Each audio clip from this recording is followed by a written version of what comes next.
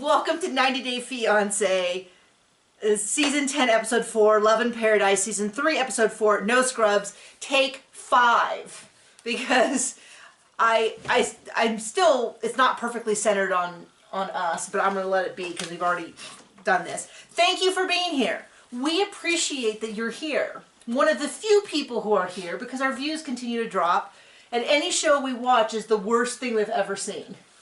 This episode is alternatively titled Not That Interesting.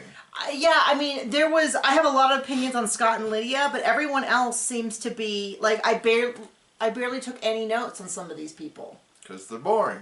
Do you want to start with some of the boring people first? I mean, we have to. So. Okay. So, we'll start with Valentine and Carlos. They had sex. They had new sex. They didn't use certain things that they've used in the past, but they don't want to give any details. But they paint a very broad picture. They seem to be happy. Great, they've handled this thing. I still don't necessarily think that this is the other weird thing, is Valentine's like, my mom's going to come and meet you before the wedding, and he's like, I can't believe I'm going to introduce someone to my mom. But it's like, well, they're getting married. I don't know. It was a little confusing to me because somehow, I don't know. I don't understand. On a scale of interesting to not that interesting, they're all the way over here. Not that interesting. Well, I guess the sex thing is supposed to be this big revelation because they've been talking about it for 2 seasons. And I said if they can't figure out the sex thing and they want different things in life, maybe it's not the great fit. But there you go. 1 minute on them. Should I drag it out at all? No. Okay. April and Valentine. That is the germaphobe. And I do have a great deal of sympathy for her because it's clearly that she has a mental illness. This is not just being spoiled. Some of it is being spoiled. Yeah, and not seeking help. But some of it, the way she's talking, is the way that I talk about my chronic anxiety, which is like, want support and stuff like that. But it does seem like she's just presenting it as she's just a germaphobe as opposed to that it being a symptom of a larger mental health issue, which, I mean, most people on reality TV do seem to have mental health issues. And I have mental health issues. John has mental health issues. Yeah, I married it. Got issues with mental health. Both of our families have a long, illustrious issue of depression, anxiety, ADHD. All the fun stuff. All of them. Up and down the family. My mom one time said something about my son or something like that. A symptom of my son. And I was like, do you not remember my brother, my nephew, your brother, my uncle, probably back generations? What was really funny was I was like, I wonder if we went back generations and generations, if you would see some of these same symptoms. And then a distant relative of mine, my mother's cousin, so I don't know, anyway, or second cousin, my mother's second cousin, anyway, like tagged me in a photo of a bunch of like our shared relatives back 4 or 5 generations. She made a comment about how so-and-so really liked trains. Used to spend a lot of time at the train yard staring at trains, and I was like, yep, some of these symptoms go back generations and generations. Anyway, but she has really got so some of this is being spoiled and some of this does seem like mental health. But first of all, she's like, I don't like this town. Someone did come to the window begging for money in a gorilla suit. I'm going to say that would be a little bit unnerving. Like Los But it's also, I mean, like, she's from Houston and she's like, she's like, I don't like this town. This is, I don't know what the word she used, if she said dirty or something. So I look up for my notes and kind of look, and I'm like, in the background, I'm like, this reminds me of parts of California. This reminds me of like some parts of San Diego, for sure, But to be fair, she's only been to the very touristy spots. Like, yeah, that's not what the rest of the country looks like. I mean, you could say that about any country. Yeah. Like, the very touristy, like, hot spots are not what the rest of the country looks like. Well, we tell this story. Surprise! We went to a destination wedding of one of my dear friends, and it was in Honduras. Yep. It was Roatan. Roatan, which is an island off the coast of Honduras, which is renowned for its like scuba diving and snorkeling, because her So when you get there, you take the scenic route all the way around the island on the beach town. And it's gorgeous. And I remember seeing like these little houses. And I was like, you know, these are little houses. This is much smaller than anything that I've ever lived in. But it's right on the shore. It's gorgeous. The breeze is blowing. The food is awesome. The food was amazing. Everything was bright and clean and all that stuff. And you go, wow, this is really a beautiful island. Now, for some background, before we left, we had gone to the doctor and I was like, oh, by the way, we're going to Roatan in Honduras. Do we need any special like vaccinations or anything? And she's like, oh, are you there doing missionary work? And I was like, no, we're going to a destination wedding. So I already felt a little bit like, ooh, what's going on? The resort was gorgeous. The people were friendly. The food was incredible. Monkey lalas were tasty. But we we left the little resort and we went to a little like fish restaurant. Mm-hmm. And food was amazing. Everyone was really nice. But when we left the island, you don't go the scenic route all the way around. You go straight through the island. And then you were like, oh, there was a... And we go, oh yeah, this is why we needed the security guards with automatic weapons at night. Yeah. And it's not the same. And the hospital had razor wire around it, and I was like, it was sad, but it was a little bit like... Keep them in or keep other people out? I don't know. But it was a little bit more intense. So like... You know, but I feel like she was really playing up because she goes to this enormous hotel, multiple stories. To me, it looked like a beautiful classic building, but she's like, I should have picked out the hotel. And I heard some people online saying that it's like a historic 5-star rated hotel. The hotel inside looked beautiful. The room looked gorgeous. Certainly, I mean, I was at a DoubleTree Hilton 2 weeks ago. But apparently her immune system isn't up for keeping up with all those germs. Yeah. And all the sex other people must have had on those things. And she just really was like to a degree where you're like, okay, this is not going to help you in your life. But seek help. But this is the other thing is she doesn't have to be so rude about it. Like I've traveled other places and you know what is really easy to say? Oh wow, is this where we're staying? It looks lovely. Yeah, right. Yeah, that's what you say. Oh, is this the room? What a spacious room.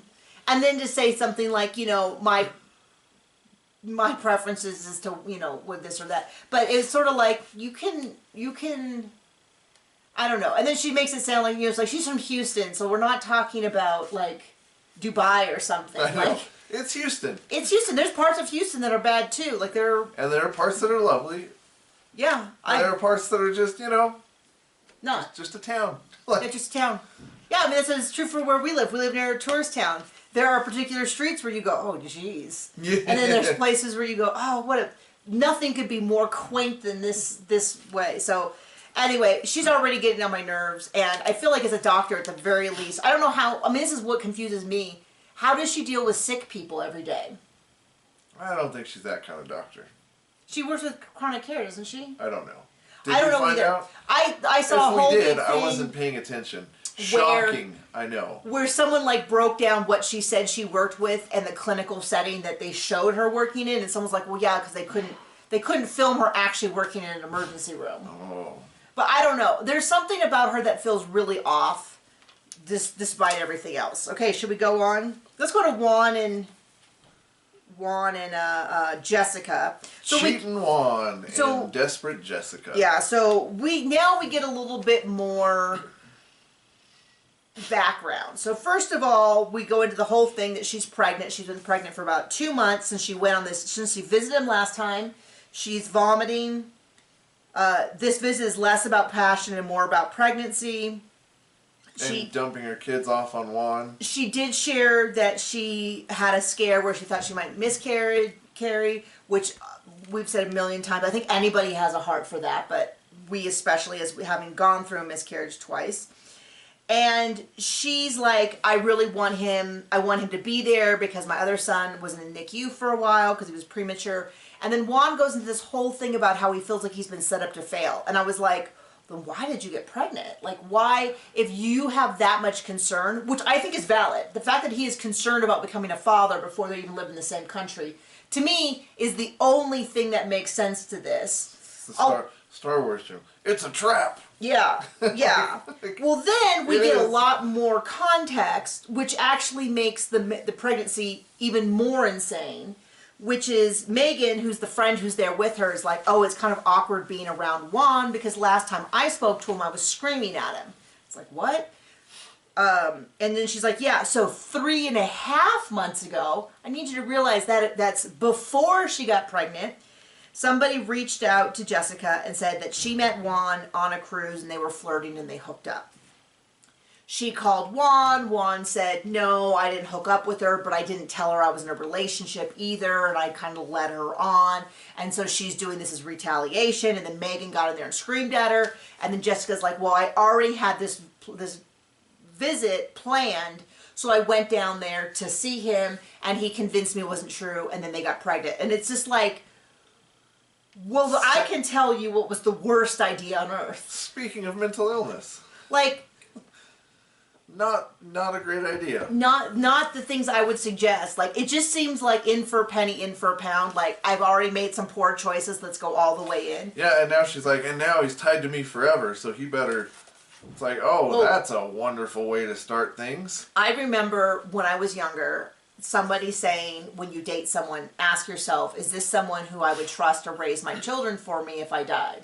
Because essentially what's happening when you have a child with someone is that if anything ever happens to you, they will be the person responsible for raising your child, unless they're a deadbeat, in which case I would say if they're a deadbeat, also don't have children with them. But when I was younger, that was something I very clearly was like, nope. Doesn't matter how cute you are or how enticing. If I already knew that you were not someone I would trust with my dog, then even my hypothetical children, I want no part of. And that's why the only person I was ever serious with was Captain Stability here. I had her dogs trained when she went out of town on a trip. No, that is true. Came back, she's like, what's wrong with my dogs? They won't go in the kitchen anymore. I was like, yeah, couldn't feed them because they were all over me. Like, I had Great Danes. I had 300 pounds worth of Great Danes. Huge Great Danes bothering me. Couldn't even get the bowl out. I was like, oh no, this ain't happening. So Chloe, which is my big brown one, would stand on the carpeting with just his toenails clicking on the tiles, and he'd be like, click, click, click, click, click, click. And he'd dance right there as John got him his food. But yeah, John is very good at training dogs. Our child has been a little bit tougher, more complicated than the dogs have been, but he does get his coffee every morning. I think we told this story. Our son loves routine, so he gets up, he feeds the dogs, and then he makes our coffee. Now, if you want something different that day, you are still getting coffee. He has a schedule to adhere to, and you are a negligible part of that. Your own desire. We ran out of coffee, and we ran out of the coffee that I usually get, and it was a full thing. But no, he's a great kid. But kids, as far as I know, are far more complicated than dogs. Seems to be, so far anyway. I mean, no one told us that. So, Juan and Jessica have big, like, baby trap. Like,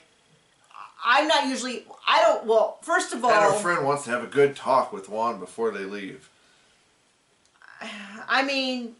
Okay, might as well. I don't think it's going to change anything. Either he's going to cheat or he's not. And if you think he's the kind who's going to continue to yeah, because then Jessica's like... it's not going great. Sick your friends on him.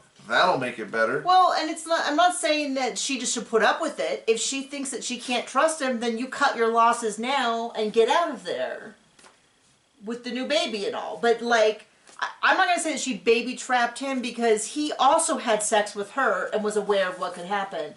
I'd be curious to know if it was a planned pregnancy, if this was one of those things where he's like, yes, of course I love you, baby. We're engaged. We should have a baby. If she forgot her medicine, if they deliberately didn't use a condom. Depending on those situations, he could be... Many questions. There's many, many questions. Far too few answers. I don't necessarily want all the answers. I don't necessarily need the diagram drawing of what was happening. Yep. But I'm just saying... Red flags abound. Everywhere. I mean, the idea that she was worried that he cheated, and so her response is like, well, let's get pregnant. And he also had now, like I said, it depends on the situation. If they didn't use a condom and she said it wasn't on birth control, they are each responsible for what happened. I don't know if it was an accident. I don't know if it was on purpose. The whole thing just sounds like terrible, terrible, terrible, bad idea, left and right.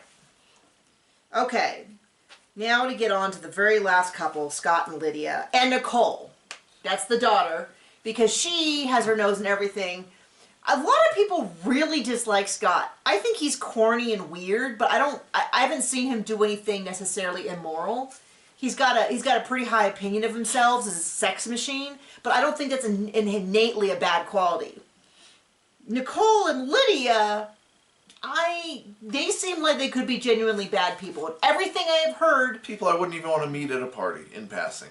Everything I've heard about them from people who've watched The Family Chantel support this opinion, but my opinion based on just this is scammy, scammerson.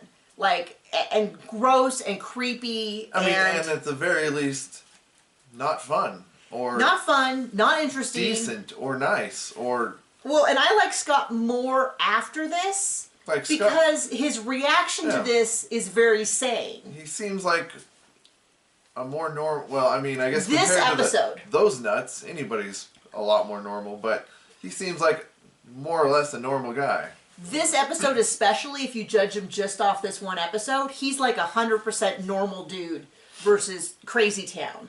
So, Lydia and Nicole, so Lydia is the mom that he's supposed to be dating, that they don't speak the same language. Gigantic at all. Like, they don't even have the basics. Like, they don't even have the... I feel like I speak more Spanish than he does. I definitely do. Yeah, you do. Because you've worked with people who speak Spanish, or Peruvian, which is not exactly Spanish. It's very, very close, but the slang is all different. The slang is really different, and that was what you struggled with. Yeah. I took French in high school and was terrible at that. So there are words that sound similar to Spanish, but that's about it. But I've also worked around people who speak Spanish, and I feel like I would know more if you spoke slowly than what he does. And she knows no English, which is funny to me since it seems like a bunch of her money is coming from an American TV show. You would get a little bit of English just to try to stay on the show. So they kissed the first night. Just a little peck. A little peck.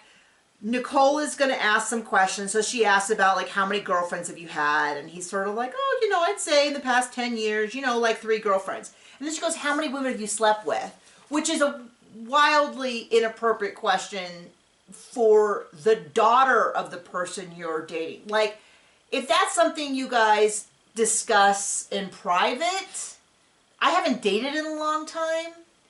Oh, really? I don't know that I have. Yeah, sorry, but big shocker, John. I haven't dated. I dated you, and I know your body count, and you know mine. But like, I don't know that was even a standard question that I asked back. I mean, it's so incredibly fuzzy. It usually would come up that topic of like your history would come up a little bit more organically. But it's none of her business. But it's definitely none of the daughter's business. But her excuse is, well, I have to protect my mom. I'm the parent now, and it's like. Okay, you know what my parents don't know about John? Okay, crazy pants. You know what my parents don't know about you? Your body count. I don't think your mom knows my sexual history either, because that is creeperific. We know each other's, but we've also been together, I almost said like 20 years. We've not been together 20 years. Just feels like 20. 50. I know, it feels like forever. Anyway, and then he gives sort of a cagey, okay, I'll say more than 10. And she's like, no, I need numbers. And the dude, for once, is like, that's inappropriate. Like, that's creepy and that's weird. And that is a normal response. And she just trucks ahead with this. I said, Nicole is a creep, is my exact words. Yep. And then, and this would have had me getting up and leaving. Which is, she goes, my mom told me that you gave one of your past girlfriends $17,000. And he's a little bit like, well, that was private. That wasn't meant to be put on TV, I think is kind of what he's saying. And the fact that she shared that with her daughter. Because you know what everybody likes. Let everybody know you got scammed. Yeah. He doesn't seem to think he's being scammed, but I definitely think maybe he was scammed. But then she goes, you haven't given my mom any money. Let me reword this sentence. Hey, you've been scammed by women in the past. Why haven't you let my mom scam you too?